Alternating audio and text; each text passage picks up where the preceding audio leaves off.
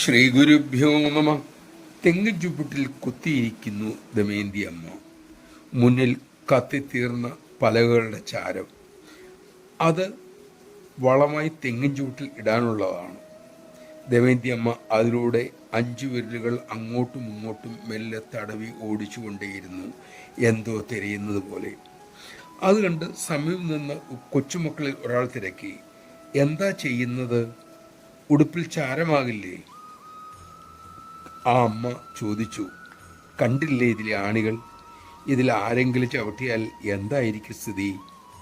അമ്മയെ കാണാൻ വരുന്ന ഭക്തന് ദുരിതമാകും. അതിൽ പ്രമേഹമുള്ളവരും ഉണ്ടാകാം.